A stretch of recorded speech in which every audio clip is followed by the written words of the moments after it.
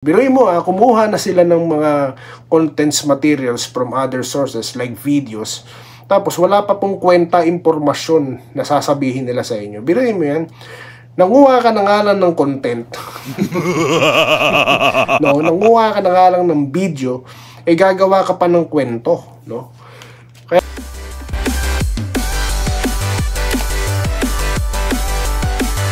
Ayan, so welcome back dito sa Denriga Doy TV Sports. At natin.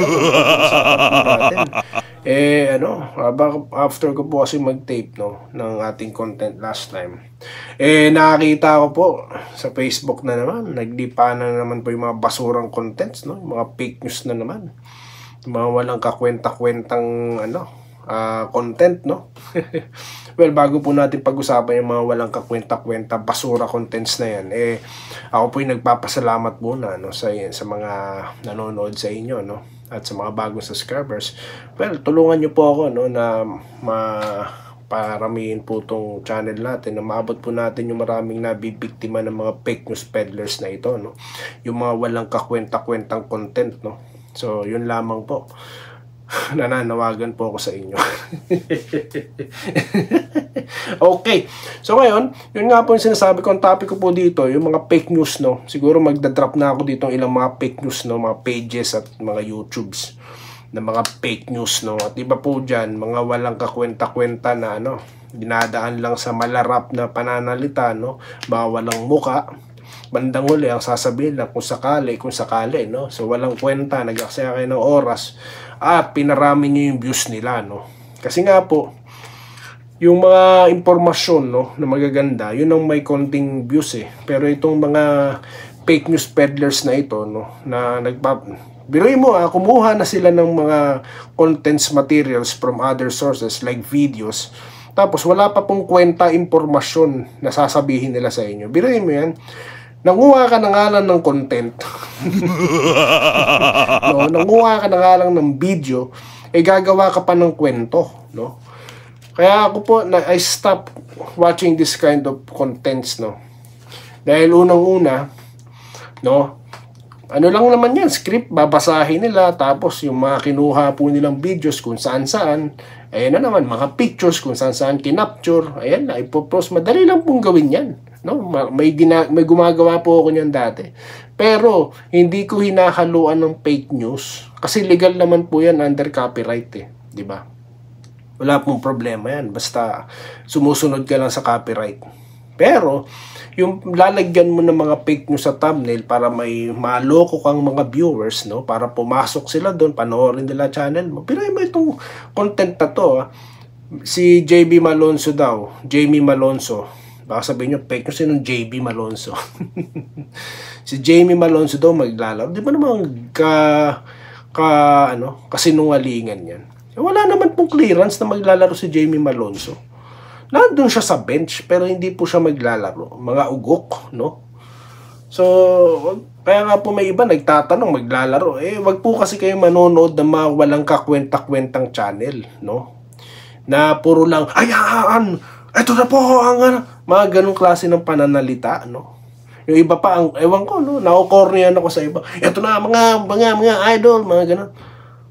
Hindi natin ginagawa dito yan, no? Gumagawa po ako ng mga ganong content, pero nire-research ko po. Multiple sources, din-double check ko. Kaya nga po, hindi na ako gumagawa ng ganong content. Yung content po na na video lang makikita nyo, tapos boses yun ko lang ang maririnig nyo. Hindi na po kasi napaka-time consuming po on my part kasi nga i-research ko po yung video, i-research ko po yung story, yung sasabihin ko. Babasahin ko pa po ng paulit-ulit yung script na babasahin ko, no. Kasi nga po, ayoko ng fake news, no. Ayoko ng mga gawa-gawang kung speculation rin lang, edi commentary na lang katulad ng ginagawa ko, di po ba? So wag na tayo maglokohan, no? Dahil diyan po bumababa ang level ng mga vlogging no, sa mga ganyang klase ng kasi nga po alam nila kapag imposible ang usapan, marami po talaga ma-amaze at marami po silang makiklickbait, no. Bandang muli ang sasabihin lang nila kung sakali. Katulad nga po nito ni Troy Rosario, no. Noon pa po 'yan na lumabas ng Converge po sa possible suitor. Pero ano naman ang pinapalabas ng mga ano na to, mga content creators na ito na kukunin na daw ng Converge. Ang isa, meron na naman yan, nasa Hinebra na daw, Pepperman na. Yan po yung mga kagaguhan, no? Mga kalokohan, wala po sa tamang tawag dito. Hindi dapat pagkatiwalang impormasyon dahil di pa nga po nakakausap ng SMC. Sino pa po ba nakaka-meeting yan? Di po ba sila MVP pa lang? So may nabalitaan na po ba tayo na nag-usap na sila Al Francis Stewart, anyone from representatives from San Miguel? Yan na nga nakausap na nga mismo nila Rico Meyerhofer, nila JJ Helterbrand, nila Gako sa PBA Moto Club. Diyan po kayo manood. Di ba? Wag na kayo manood dito. Doon kayo manood sa kanila kung gusto nyo ng impormasyon. Dahil sila, nakakausap talaga nila mga player nila. Live pa, di ba? So, yan po yung mga pinapanood. Pero yung mga fake news peddlers, mga page na yan, no?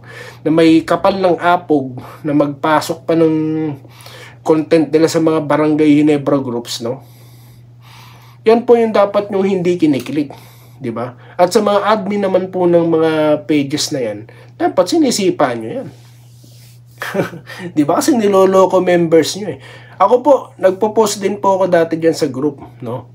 Pero I realize na, bahala na kung ma-discover ito ng Hinebra fans, ma-discover nila. Kung hindi, edi bahala na, no? Nagbablog naman din po ako, libangan lang naman of course as a fan of basketball, di ba, as a fan of boxing, and at the same time as a fan of Hinebra, di po ba? So yun lang naman yun lang naman ang kaligayahan natin dito, no?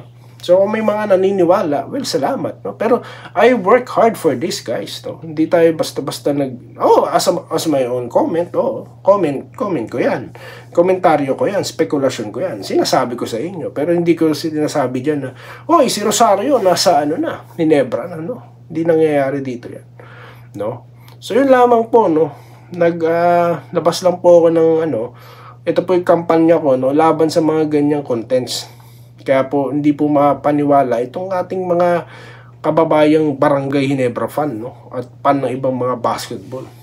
Bibigay po tayo ng tips dahil the more na kiniklik nyo yung mga yan, the more na dumadami po yung chance nila na makareach ng marami at gagawin po nila yan. Dahil hanap buhay po yan. Biruin mo, magkano ang views sa isang videos?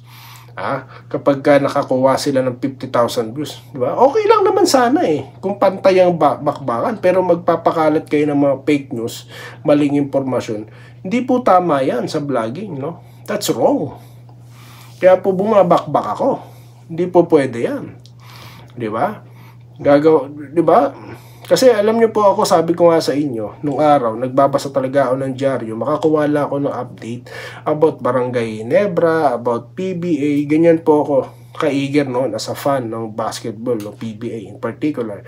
Ganon din sa NBA, no? Nagbabasa talaga. Wala pa kasi dating mga tablet, wala bang Facebook nung araw So nag-dyaryo po talaga. That's how eager I am. Lalo na ngayon na available na po lahat, isang click ka na lang.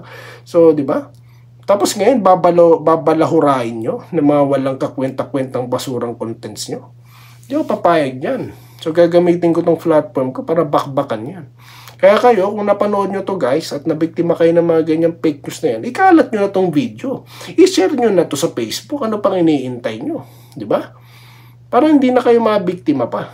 Di ba? So, I will increase the awareness, no? Di ako basta pan lang na pag-uusapan lang Hinebra. Hindi. Pati yung mga gagawa ng kwento, kasi nga po yung mga kwento na yan, pwede maka-apekto yan sa mga future negotiations. Diba?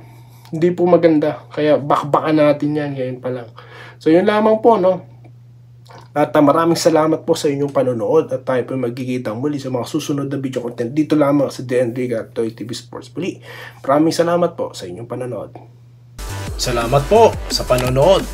Subscribe na para sa mga susunod na basketball at boxing videos.